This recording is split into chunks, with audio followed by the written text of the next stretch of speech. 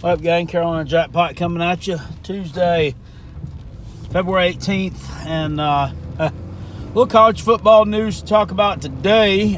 First of all, on the South Carolina Gamecocks front, so it looks like Brian McClendon will be staying on South Carolina's staff in some capacity. Apparently, he did not get the job as a wide receivers coach with the Pittsburgh Steelers. That sucks.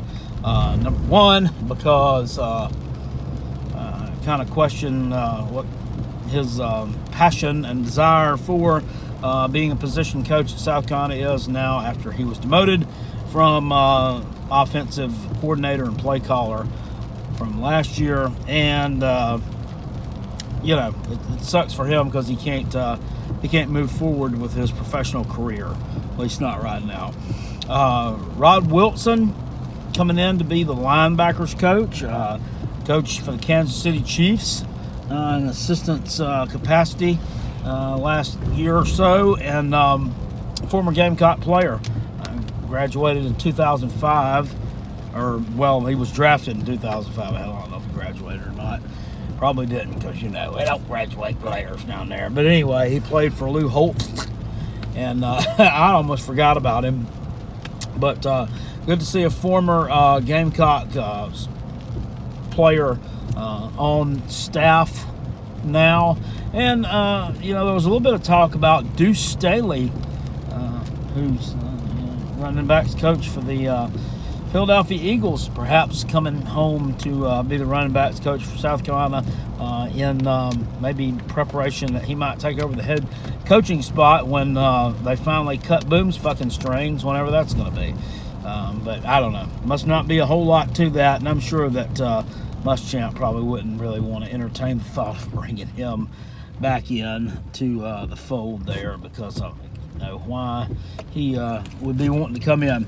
At any rate, today it was announced that Clemson and UGA will kick off the 2021 season in the Belt College Football kickoff game in Charlotte. The Taters and the Dogs going at it. Now, they are supposed to play in, I believe it's 2024 and 2029, 2031, something like that. Home and home thing going on that's supposed to meet in the Chick-fil-A kickoff, I think, in 2024. But they bought out their non-conference opponents and are going to play each other. Georgia bought out their non-conference opponent, which was San Jose State, which is probably a smart thing. They made a living off of knocking off SEC schools, hadn't they? They took it out in Arkansas last year. I'm just kidding. And Clemson, they bought out Wyoming, which is, honestly, I hadn't looked at the 2021 schedule until I found out all this was going on. I'm actually surprised that Clemson had the cojones to schedule Wyoming, to be honest with you. It's an upgrade over their normal non-conference competition. Make all you Gamecock jokes that you want to. But they're also playing UConn, and it would have been Wyoming, South Carolina State, and Gamecocks. I don't know why they continue to schedule South Carolina State. South Carolina State is a lower classification FCS team. I mean, meaning that they're not, if you're scheduling somebody, like, you should at least schedule somebody, from the upper half of the FCS, like somebody from the Southern Conference, something like that. They're pretty far down there, pretty far down the totem pole. Clemson, last time they played them, they beat them like 70-0, and they ran the clock the entire second half. I mean, that's pathetic. But at any rate, I mean, that's a game. I mean, quite honestly, as a college football fan, I'm looking forward to it. It's been a while since we've had a really good game to open up the season with. And I know the Belt College Football kickoff is glad to have them in there because, it's immediate sellout. And they haven't had two playoff caliber type teams in their game in the past. We've had the Gamecocks in there a couple times against North Carolina. We had the Gamecocks in there against Oh, no, we didn't. We played somebody else. We played East Carolina one year in Charlotte to open the season, but they didn't call it about college football kickoff then. We played NC State one year, beat them. And then you had Tennessee and West Virginia last year, 2018. So I know they're looking forward to that. Those two teams, by that point in time, that'll be Trevor Lawrence should be gone. This 2019 is probably going to be his last season. 2020, I'm sorry. I'm getting my years all confused here. 2020 most likely be Sunshine's last season in the old orange and orange britches. And you would think, in theory, that would probably be the first start for one DJ Ukulele as a quarterback. So you can see how he does. Georgia probably ushering in a new quarterback as well, assuming that everything goes well with Jamie Newman, who's going to be a senior that coming from Wake Forest, grad transfer, supposed to be the next best thing. We'll see how he does down there. I mean, most all dog fans, most of the ones I've seen, all they done is talk shit about Jake Fromm and how awful he was. The guy lost to, 6 games for you in 3 years. But he was horrible. I mean, he was horrible. No, he was a good game manager. He wasn't a great passing quarterback. Wasn't most athletic out there, but they won a hell of a lot of games under his leadership. So I'm sure that some of them will miss Jake, and then some of the rest of them that just aren't satisfied with anything could care less that he's leaving.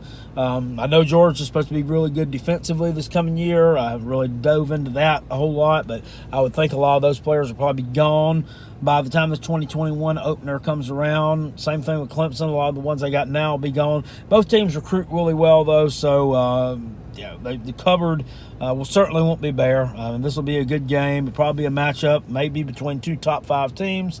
So hey, what's good for college football? I'm all for it. And Clemson, maybe this, will help you all out. Your strength of schedule argument that everybody, gives you a hard time about. Your schedule is ranked like 60-something this past year. That'll move it up the needle a little bit. Maybe 10 spots or so, I would say. Because the ACC is not going to be good. Say what you want to. You're going to have the same old teams winning 6-7 games a year. The Gamecocks, man, who knows what you're going to get from them. I fully expect us to have a new head football coach by that point in time. So, could be some new life breathed into the program. I certainly hope so. I'm just going ahead and telling you right now that I'm not looking forward to anything great this coming up season. I'm 6 wins on a bowl game. I'll take it. If we can get that, I would consider it a minor miracle with who we've got in charge and the amount of skill talent that we lost off that team and what we have coming back. So there's that. Clemson versus Georgia kicking it off in 2021. If you didn't know already, you know now. Make sure that you like this video. If you enjoyed what I had to say, if you didn't like it, you can hit it with a thumbs down. I really don't care. If you give me a reaction, that means there was an interaction. That means there was a view, and that's good for me. Speaking of views, tomorrow night at 9:30 p.m., I invite you to join us here live on YouTube. If you want to join in on Facebook, you can if you'd like to, but I really like people from YouTube joining in to the live recording of the Rob, Comrade, and Kale Show, our podcast that we do. Podcast that divides the Palmetto State. We discuss sports. We've been discussing basketball and baseball lately. Not as much football, because there's not much football to talk about, but we'll certainly dive into this one, I'm sure, tomorrow night, and we'll listen to the Clemson representative on the show, Rob, talk about why it's a great thing, and I'm sure that myself and the comrade, Mike Dabreski, will try to spin it as why it's one of the worst decisions they could have made. But at any rate, I'll see you all later. I appreciate it. Peace, and I'm out. Go Gamecocks. Woo!